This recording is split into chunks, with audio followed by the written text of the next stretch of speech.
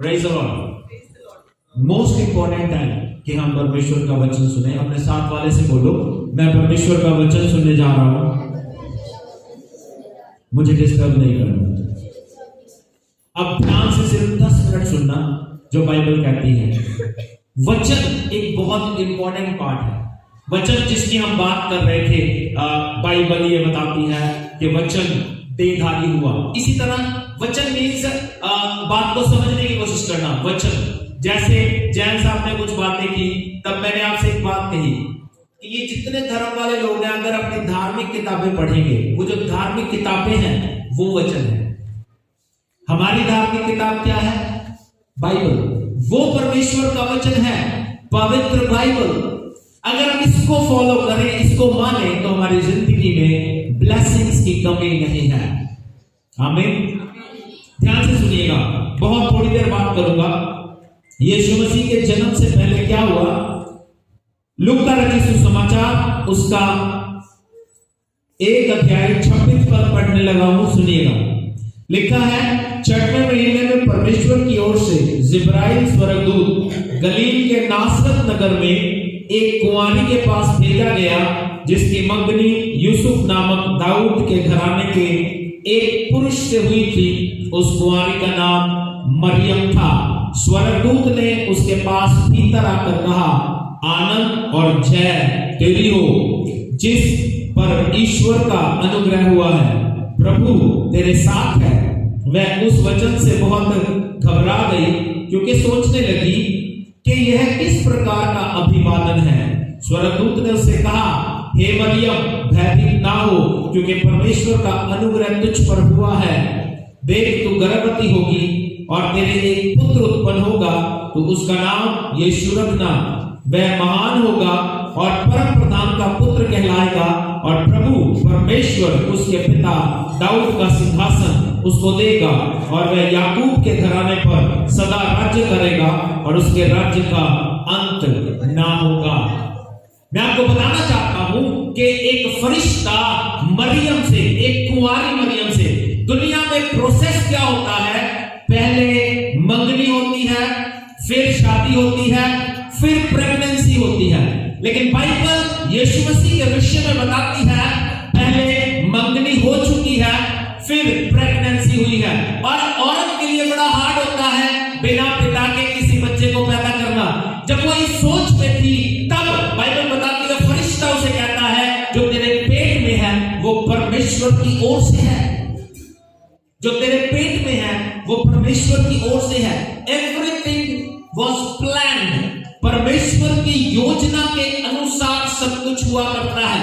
Bible बताती है कि उस फरिश्ते ने मरियम को जो मैसेज दिया, पहला मैसेज बड़ा सुंदर लगता है मुझे। क्या कहता है? आनंद और जय तेरी हो। आनंद और जय। बात को समझना, जब बिना बाप के प्रेग्नेंट हो रही है तो आनंद कैसे हो सकता है? जय कैसे हो सकती है? लेकिन अगर प्रभु कह रहा है तो ऐसा ही है, आनंद और जय तेरी हो। क्यों? उसका कारण क्या है? कि ईश्वर ने तुझी को चुना है कि इस दुनिया में इंसान का रूप लेके आए। ईश्वर खुद इंसान का रूप लेकर आ रहा है। कई लोग कई बार मजाक उड़ाते हैं कि अगर यीशु मसीह परमेश्वर था तो वो क्रूस से क्यों नहीं उतर पाया। बात को समझना, यीशु मसीह अगर परमेश्वर है, वो चढ़ा ही इसलिए कि ना उतरे, क्योंकि अगर वो क्रूस पे ना होता तो मैं होता, मैंने मर जाना था, मेरे पापों की सजा मुझे मिलनी थी। देखिए, 2 चीजें होती हैं, ध्यान दीजिएगा।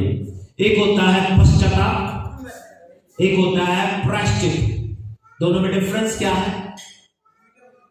पश्चाताप होता है जो हम करते हैं, मैंने गलती की, मुझे माफ कर दीजिए, इसको कहते हैं पश्चाताप। प्रायश्चित क्या होता है? सजा मिलेगी, पक्का मिलेगी, मैं लूं या मेरी जगह कोई और ले। यीशु ने क्या किया? प्रायश्चित किया। गुनाह मेरे थे, पाप दुनिया के थे, झूठ दुनिया बोलती है, चोरी दुनिया करती है, उनकी सजा प्रभु यीशु मसीह ने ले ली। और यीशु ने जब सजा ले ली तो मुझे अब प्रायश्चित करने की जरूरत नहीं है, मुझे पश्चाताप करने की जरूरत है। मुझे बस इतना कहना है कि प्रभु मैंने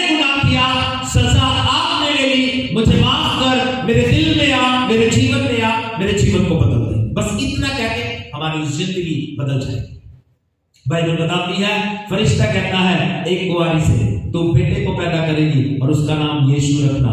आपको एक बात बताऊं, यीशु नाम स्वर्ग से आया हुआ नाम है। मेरा नाम, छोटा नाम सोनू है, पता नहीं कितने ही सोनू होंगे, और सतविंदर पता नहीं कितने सतविंदर होंगे, मदन जी पता नहीं कितने मदन जी होंगे। हमारे यहाँ पे भी 2 बैठे हैं, समझ रहे हो, कितने लोगों में 2 मदन बैठे हैं। तो मेरा कहने का मतलब क्या है, यीशु नाम किसी का नहीं है, क्योंकि ये स्वर्ग से है। कहां से आया यीशु नाम? आपने उससे पहले सुना नहीं? सुना। बाइबल में सिर्फ यीशु का नाम यीशु को दिया गया, उसके अलावा किसी ने नहीं। आज भी कोई होगा जो शायद बहुत ही ज्यादा अपने आप को सुपीरियर समझता, वो शायद अपना नाम यीशु रख सकता है, अदरवाइज कोई नहीं रखता, मिलेगा ही नहीं। किसी इंसान का नाम तो मिलता ही नहीं कि यीशु है। यीशु खुद इंसान का रूप लेके आया। उसके विषय में फरिश्ता क्या कहता है? वो सर्वशक्तिमान। क्या है? क्या है? सुनिए क्या कहता है, वे महान हो। क्या होगा? यीशु मसीह की महानता आपको मालूम है, उन्होंने मार खा के किसी को मारा नहीं, उन्होंने गाली सुनकर किसी को गाली नहीं की, ये उनकी महानता है। और हम कितनी रिस्पेक्ट करते हैं उनकी, हमें कितनी इज्जत करनी चाहिए उनकी। और अब परमेश्वर जो है हमें बच्चे के रूप में मिलने नहीं आ रहे हैं। बाइबल ये कहती है अब परमेश्वर बादलों के ऊपर सवार होके आएंगे, बादलों के ऊपर, और न्याय होगा। जो हम पाप करते हैं, गुनाह करते हैं, झूठ बोलते हैं, उन चीजों का न्याय होगा। ये हर जगह लिखा है ना, हर जगह लिखा है। लेकिन मुक्ति, उद्धार, मोक्ष सिर्फ यीशु के नाम में है और कहीं नहीं। अब मुझे एक बात बताओ, हमने सारी जिंदगी झूठ बोला, सारी जिंदगी गुनाह किया, उसके बाद हमने अपनी हड्डियां नहीं बहा दी या पट्टियां को खाना खिलाता, उसके बाद मुक्ति हो जाती है? अगर हो जाती है तो फिर हमें वो दिखाई क्यों देते हैं? देते हैं ना दिखाई, हमारे मरने वाले देते हैं ना। फिर अगर मुक्ति हो गई है फिर वो दिखाई क्यों देते हैं? फिर वो यहां पे क्या कर रहे हैं? इसलिए मैं आपको बताना चाहता हूं, मुक्ति सिर्फ यीशु के नाम में, क्योंकि गुनाहों की माफी मिल ही नहीं सकती, पापों की माफी लहू बहाए बिना है ही नहीं।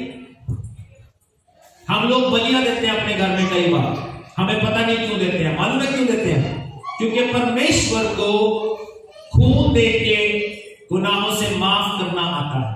इसलिए परमेश्वर ने रास्ता क्या निकाला?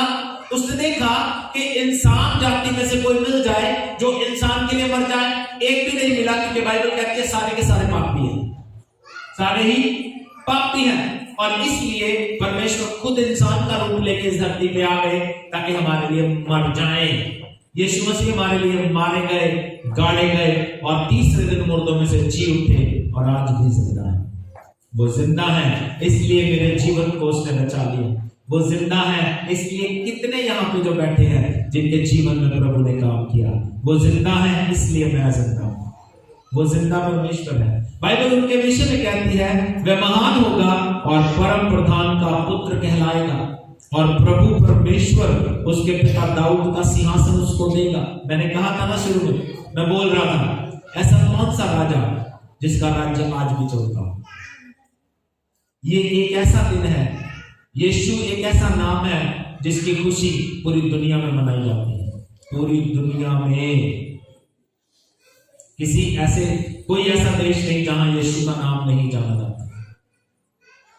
प्रभु यीशु जिंदगी बदलने के लिए आया, प्रभु यीशु जिंदगी बचाने के लिए आया। 3 बातें कंफर्म कर लीजिए, 3 बातें कंफर्म कर लीजिए जिसकी हम पूजा करते हैं, जिसकी हम आराधना करते हैं। 3 बातें उनके लिए शोर कर लीजिए, अगर है तो उनके साथ चल कर लीजिए। पहली बात, क्या वो परमेश्वर है जिसको हम मान रहे हैं? दूसरी बात, क्या हमारे पाप माफ कर सकता है क्योंकि हम पापी हैं? तीसरी बात, फाइनल, जब हमारी कल मौत हो जाएगी क्या स्वर्ग लेके जाएगा? ये तीनों बातें यीशु मसीह के बिना नहीं मिलती, क्योंकि मैं सब कुछ करके देख चुका हूं, सब कुछ करके देख चुका हूं। परमेश्वर का राज्य अगर आप देखना चाहते हो तो आपको यीशु के कदमों में ही आना पड़ेगा। बाइबल कहती है हर एक जुबान अंगीकार करेगी कि यीशु ही प्रभु है। बाइबल कहती है हर एक जुबान मानेगी कि यीशु प्रभु है। हर एक घुटना उसके आगे टिकेगा और इकरार करना पड़ेगा कि यीशु ही प्रभु है। कितने कितने सेलिब्रिटीज हैं आज जो यीशु को जानते हैं। मालूम है आपको, जॉनी लीवर, उसके बेटे को ब्रेन ट्यूमर था, आज वो यीशु मसीह का प्रचार करता है। कितने सेलिब्रिटीज हैं, उनके जीवन में परमेश्वर ने काम किया। अब लोग कहते हैं पैसे देके धर्म बदला जाता है। मुझे नहीं लगता, मेरा कोई धर्म नहीं बदल सकता पैसे देके, मुझे नहीं लगता। अब मैं ये भी कहता हूं जैन साहब, अगर पैसे देके आपको कहीं मालूम है जहां पैसे देके धर्म बदला जाता है तो मुझे लेके जाओ, मैं तो ऑलरेडी बदला हुआ ही हूं। अब इसके बदले मुझे पैसे भी मिल जाएंगे, इससे बड़ी बात क्या होगी? इससे बड़ी बात, और इन सबके भी दिलवाओ मुझे, इनको भी पैसे मिलेंगे, है ना? अगर ये बदल जाए, पहले ही यीशु मसीह के पास है, अगर कोई यीशु मसीह के पास आने के पैसे दे रहा है तो ये तो अच्छी बात है। अगर वो 2 लाख देके लाख आप रख लेना, लाख हमें दे देना। जीवन बदलता है इसलिए यीशु के पास आता है। क्या बताऊं, मेरे पास कितने लोग हैं, वो पीछे चंदू जी बैठे, वो सामने बैठे, 42 केस चलते थे इनके, देख लीजिए ये बैठे सामने, 42 केस उत्थी रह के आए अपने जागरण कॉलोनी बहुत पहले। 42 केस चलते थे। पीछे मदन जी जो मुझे बुक के लेके गए हैं, 6 महीने पहले डॉक्टरों ने जवाब दे दिया था। 2 महीने बिस्तर पे रहे, चलने में भी दिक्कत थी, आज चल के आए, जिंदा है, प्रभु ने इनको जीवन दिया। मेरा जीवन मैं आपको बता ही चुका हूं। ओके, पलक कहां है? पलक ये चंदू जी के घर आई, इसकी मम्मी, मालूम है आपको कहां लेके जा रहे थे आप इसको? पीजीआई लेके जा रहे थे, डॉक्टर ने मना कर दिया। क्या कह रहा था डॉक्टर? खत्म है। हमने पीजीआई नहीं जाने दिया, 12 से प्रेयर करके वापस भेज दिया। आज भी जिंदा है लड़की, लेकिन आज भी इसके मम्मी पापा चर्च नहीं आते। पलक भी आना नहीं चाहती, आती है, ठीक है, आज यही जिद करके आई है। तो ये कितने काम मैं आपको बताऊं जो यहां पे बैठे हैं, जिनको परमेश्वर ने जिंदगी बख्शी है, जिनको परमेश्वर ने जीवन दिया है। मेरे जीवन को परमेश्वर ने बचाया, मेरे जीवन को परमेश्वर ने बदला। हमें अपना जीवन बचाना है तो ये तो संसारिक बात है, लेकिन कल जब हम इस दुनिया को छोड़ के जाएंगे तो जाएंगे कहां, इसकी कंफर्मेशन कर लीजिए, क्योंकि ये जिंदा रहते ही होगा, मरने के बाद कुछ नहीं होगा। मरने के बाद कोई भी आपके लिए दुआ कर दे, आप स्वर्ग नहीं जा सकते। आपको अपनी डेस्टिनेशन, आपको अपने सफर का अंत इस देह में रहते हुए ही डिसाइड करना है। मालूम है इंसान आज क्या कर रहा है? सिर्फ ये 80 साल की जिंदगी के लिए बहुत सोच रहा है। कितने साल जीना है?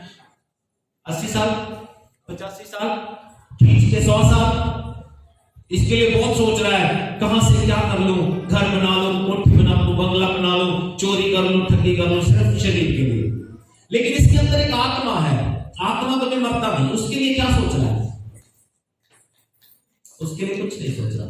यीशु सिर्फ आत्मा के लिए सोचते हैं, यीशु सिर्फ आत्मा के लिए सोचते हैं, शरीर के लिए नहीं। शरीर में तो ब्लेसिंग्स मिलती है, आप मेहनत करोगे तो आपकी प्रॉस्पेरिटी भी आ जाएगी, पैसे भी कमा लोगे आप, लेकिन आत्मा के लिए आपको प्रार्थना करनी पड़ेगी, बाइबल पढ़नी पड़ेगी, परमेश्वर के चरणों में आना पड़ेगा।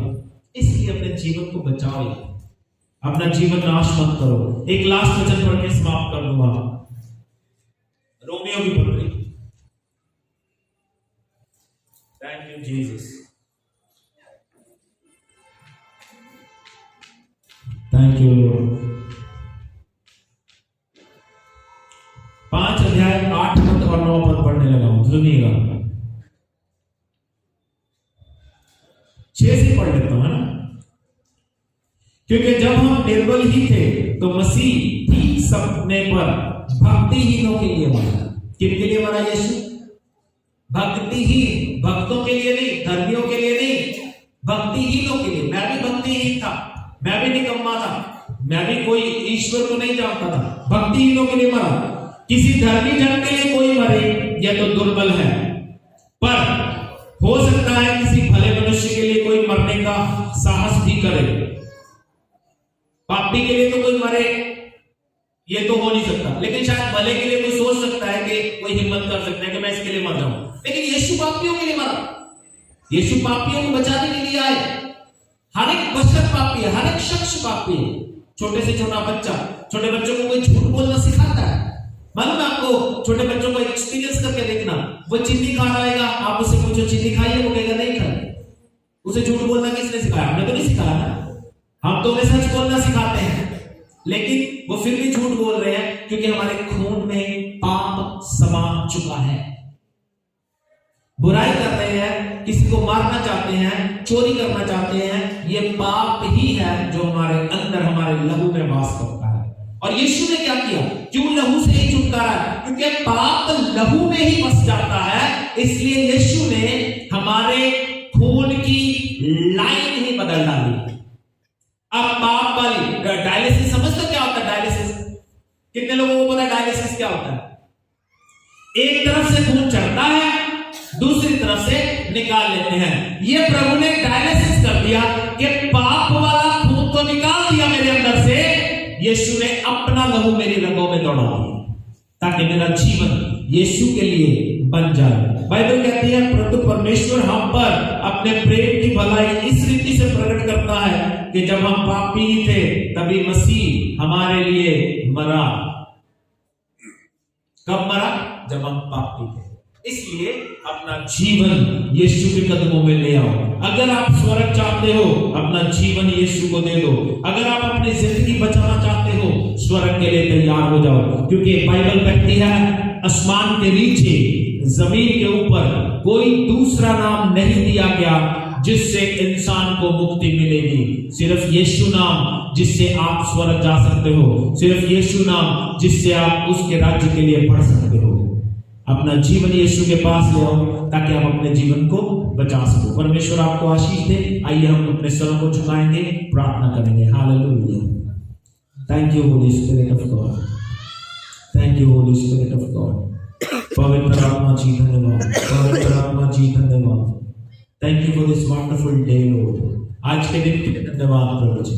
आज के दिन में थोड़े शब्दों में आपका वचन बांट दिया परमेश्वर। ये वचन हम सब के हृदयों में कार्य करें परमेश्वर। ये क्रिसमस जेन्युइनली इनके लिए क्रिसमस बन जाए प्रभु जी।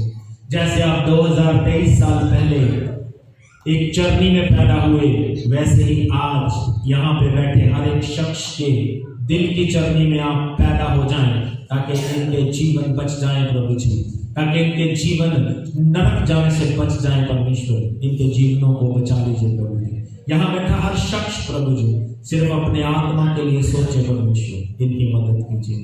ये बड़ा दिन इनके लिए बड़ी आशीषें लेकर आए। आने वाला नया साल इनके लिए नई बरकतें लेकर आए। पूरे समय को आपके हाथों में सौंप देते हैं। खाना जो आपने तैयार किया प्रभु, इस खाने को छूइए, पवित्र कीजिए, नुकसान से बचाइए, फायदे से भरपूर कीजिए। और प्रभु खाने के बाद बच जाए और महिमा आपके नाम को मिले प्रभु। जैसे आपने 5 रोटी और 2 मछली से अपने लोगों को रजाया और फिर बहुत बच गया, वैसा ही आज चमत्कार देखने को मिले और ये खाना इनकी जिंदगी में कार्य करे। यीशु के नाम से मांगते हैं, आमीन। तूने मेरे सर पर तेल मला है, मेरा प्याला उमड़ रहा है। निश्चय भलाई और करुणा जीवन भर मेरे साथ साथ बनी रहेगी और मैं यहोवा के धाम में सर्वदा वास करूंगा। आमीन। अब हमारे परमेश्वर का प्रेम, प्रभु यीशु मसीह का अनुग्रह, पवित्र आत्मा की संगति और सहभागिता हम सबके साथ और तमाम दुनिया के विश्वासियों के साथ यीशु मसीह के दूसरे आगमन तक हमेशा हमेशा होती रहे। आमीन। आमीन।